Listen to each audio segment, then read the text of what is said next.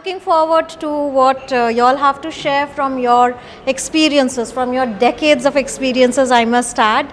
And today, I would like us to think a little about our core topic.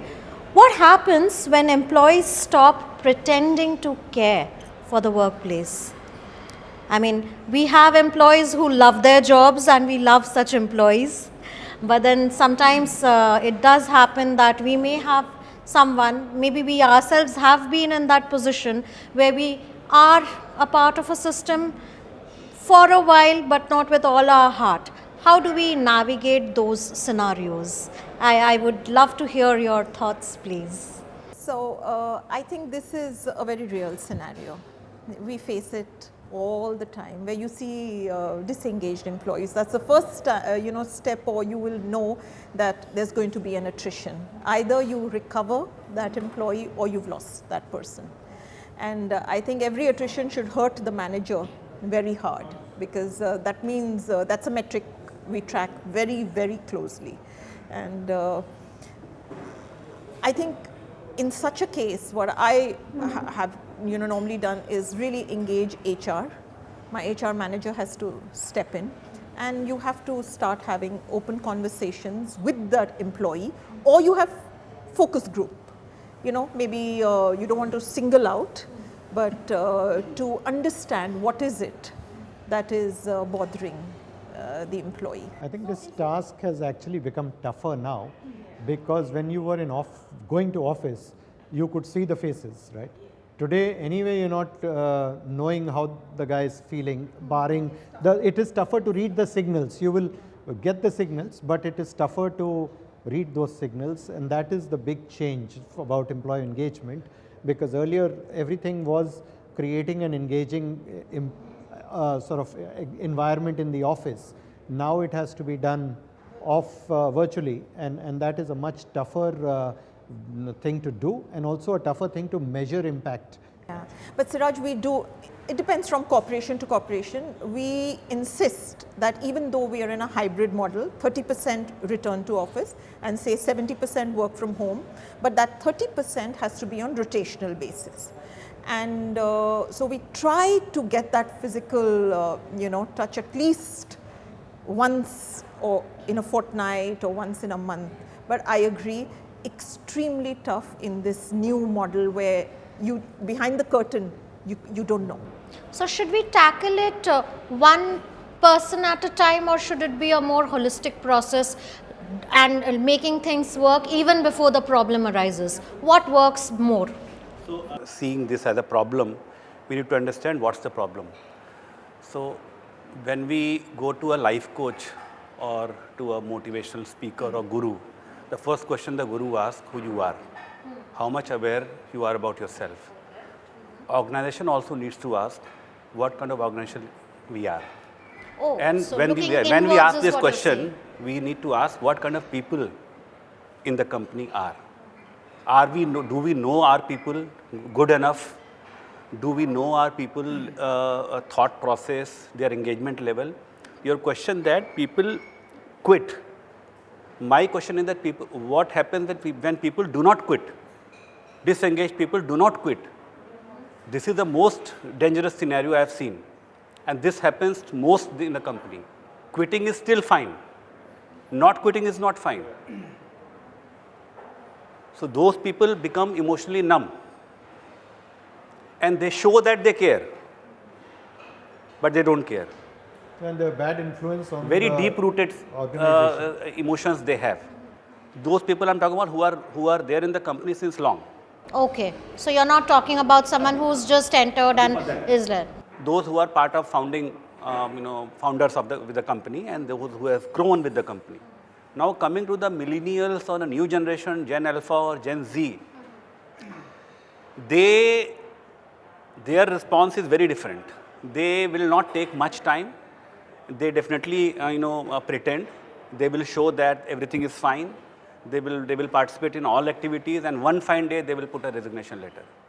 So job for HR or CEO or business to understand what goes inside them, what the surveys they fill, what goes behind the words they put in the survey.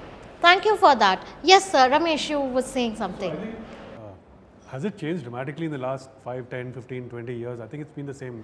I don't think it's changed dramatically. I mean, all of us quit, we worked till our last day and quit an organization, joined, and I've joined in one number of them. So I've been guilty of, having quit multiple organizations. But I don't think the attitude has really changed. I think what's probably missing then is really the ability for employees to be open, transparent, honest. And I've had a number of conversations, people have come back and said, I'm not liking this, can we change this? Can I look for a job? I'm getting this offer from here. Can we look at that? What do you think about it? And things like that. I think if we create a culture of open, honest, transparent communication, and most people, most managers, middle managers, we discussed insecurity before this, most middle managers don't allow for that. And the cultures become more patriarchal, hierarchical, and therefore, most managers don't like that, and employees therefore don't go to those managers and have those conversations. How do you make sure that the organization allows those conversations? It's not you don't have to feel guilty about quitting an organization, right? If there is a better offer, if there's a better career opportunity, you must quit, right? And we should accept that they will quit. What's wrong, right? And I've been in 15 companies, and I call my resume a new age resume. I guess Gen Alpha, Gen Z will have my kind of resume maybe 10 years from now, 15 years from now. I didn't do it, as a conscious decision, but it just happened for various reasons. But I was not unfair to any company, or I was not guilty of not having done whatever I did. If you don't know the context, you will think I'm disloyal, but I was, absolutely honest wherever I did it. And that's probably the way most people will be. We'll look at some examples of people who did it the wrong way and then say that's the way it was. But if the organization is honest and open and transparent, and the culture is open and honest and transparent, and managers create that kind of an environment with their team, they will get to know when they leave, and they will be happy to let them go when they leave. There's no problem in leaving. Right. Yes, Sheena, would you like to add something? What's your take? Have you experienced it in your workplace? If you have, how does it look? The fact that there's someone who's working well one day, but then you gradually identify a change and see that perhaps the pretense of working is sort of creeping up. How does that change look? Because when someone joins an organization, it's not with the intention of quitting or with the intention of not putting in their whole. So how does that change in the person look like? I can draw an analogy here, and it's almost like marriage. So if you look at, sometimes even in marriage, you go through a time where the couple will be sitting on the dinner table, hardly talking to each other. You ask each other, how are you? And the answer will be, I'm fine. But is that an engaged answer? In front of the children, there'll be like lots of activities happening, but the moment you go into the bedroom, there's like silence, right? So it's like that. You do sometimes be disengaged because you have the bigger picture in your mind. And from an employee's perspective, I would say it's the paycheck that you have to get at the end of the month, every month. But yeah, you just continue to coexist for that purpose. Yeah, that you have to manage the marriage or the employer relationship. So anything specific to engineer a sort of turnaround? Does anybody have a successful experience to share? The challenge is, because the world is more virtual. Earlier we used to track for every employee red, amber, green, that kind of metric, where we have the early warning signals. Assuming that, for example, someone is taking frequent leaves, right? We know that that employee is not engaged. Now in a virtual world, people are not taking leaves. They're working 24/7, right? Because they're working from their comfort zones. Now how do you assess in that case? That is one. When I meet people, when the new employee join, as a leader I address them on the day one. When I meet them on day one, you see the excitement of joining the company. And I tell them, when I meet you after 3 months or 6 months, I want to really see the smile on your face. But when I meet them after 3 months or 6 months, that smile is gone. So why am I waiting until 6 months or 3 months? And I used to ask the HR business partner, can you do a deep check with me, deep stick check, you know? But sometimes what I realize is the HR partner itself is disengaged. That's the reality. Because people think that HR is also human. Please understand that. They also have emotions. And as a business leaders, most of the time, we put the onus on the HR team, saying that you run the magic, you tell me what the data happened, I will act based on what the input you're giving. It will not work. Because the equal ownership is very, very important.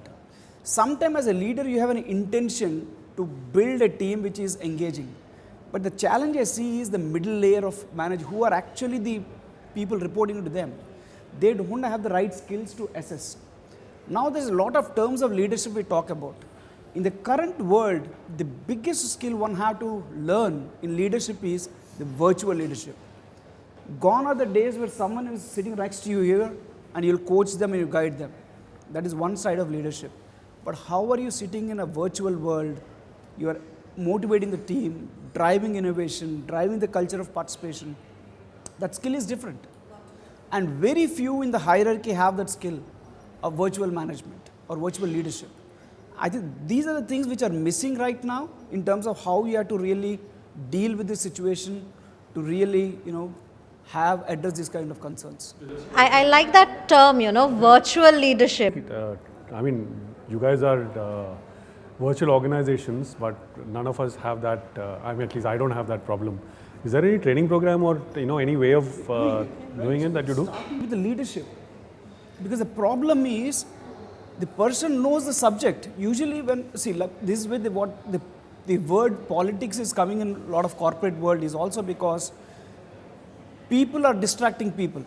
The moment the people are distracting people, their performance falls down. Right? And that is the biggest challenge in the corporate world. And for people distracting people, I call it politics in a raw term. Lot of people are not failing because they don't know the work. They're failing because they're unable to navigate in a culture where they feel that it is toxic. And who is creating the toxicity? The people around are creating the toxicity. And is a line manager equipped enough to really deal with those decisions? Right. Thank you. That's a wonderful point. Radha, I saw you introspecting. I just want us to know that the world has really advanced in terms of technology. Either companies are not adopting new technology. There are a lot of tools which help with people connect in the virtual world. And how you use those tools to proactively determine the employee engagement and whether they are on, as you said, they are getting disengaged and are they going to be an attrition risk. We have to adopt technology when we are in this hybrid mode. But and whether it's training, there's a lot that the world has, and we need to just adopt it in our.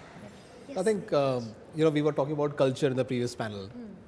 Probably this should be part of our culture where we allow some downtime or some kind of disengagement in employees, because the employee could have probably is having a genuine reason to have a sort of a disengaged couple of months.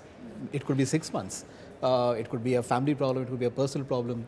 I think the whole reason is that I think the crux is that how are we talking to them? How are we as a manager or as an employee engaging with them, but still allowing them that downtime. So if they want to be disengaged, if they don't want to be passionately be on the job, we should allow that. And I think that should be part of our culture. So that's an important point. This is